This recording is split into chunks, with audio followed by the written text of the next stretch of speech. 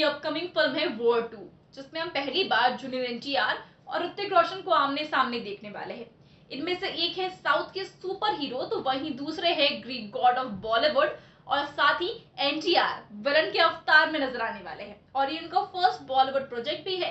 तो वहीं spy universe की बात की जाए तो इस यूनिवर्स में हर बार इंडिया वर्सेस पाकिस्तान के किस्से दिखाए गए हैं और एक अंडर कवर एजेंट या फिर स्पाई की स्टोरी दिखाई गई है। इसलिए पॉसिबिलिटी पूरी बनती है कि इस बार की स्टोरी हमारे इंडियन आर्मी के किसी ऑपरेशन से ही इंस्पायर्ड या फिर उसी पर बेस्ड हो। तो उनमें से एक है ऑपरेशन पराक्रम, जो भारत और पाकिस्तान के बीच साल 2001 से 2002 के बीच में हुआ था। ये एक स्पेशल आर्मी ऑपरेशन था। ये ऑपरेशन 13 दिसंबर 2001 को भारतीय संसद भवन पर हुए आतंकवादी हमले के तुरंत बाद शुरू हुआ था। इस हमले में 14 लोग शहीद हुए थे और इससे दोनों देशों के बीच तनाव अपनी चरम सीमा पर पहुंच गए थे। 13 दिसंबर 2001 को लश्कर-ए-तैयबा और जैश ए मोहम्मद के आतंकवादियों ने भारतीय संसद भवन पर हमला कर दिया। इस हमले में 14 लोग शहीद हुए, जिनमें से 5 आतंकवादी भी शामिल थे। और इस घटना के बाद भारत ने तुरंत प्रतिक्रिया दी और इस हमले के पीछे पाकिस्तानी आतंकवादी संगठनों को जिम्मेदार ठहरा दिया।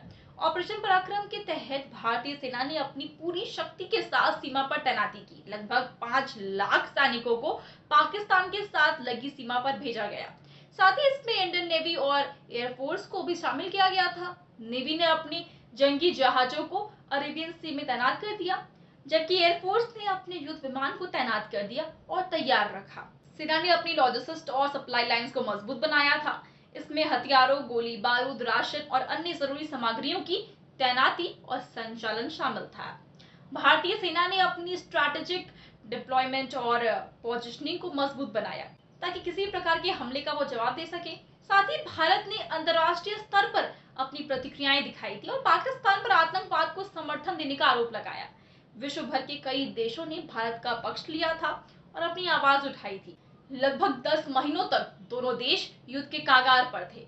इस दौरान दोनों देशों के बीच कई बार छोटी मोटी झड़प हुई, लेकिन फुल स्केल युद्ध नहीं हुआ। इस ऑपरेशन के दौरान दोनों देशों को आर्थिक और मानविक क्षति का सामना भी करना पड़ा। लंबी तैनाती के कारण सैनिकों और उनके परिवारों पर मानसिक दबाव भी पड़ा था और आखिर में कई महीनों की तैनाती और अंतर्राष्ट्रीय दबाव के बाद दोनों देशों ने सीमा पर स्थिति को धीरे धीरे शांत करना शुरू कर दिया। ऑपरेशन पराक्रम ऑफिशियली अक्टूबर 2002 में समाप्त हुआ। इस तैनाती के दौरान भारतीय सेना ने कई ह्यूमन और मटेरियल लॉसेस का सामना किया था।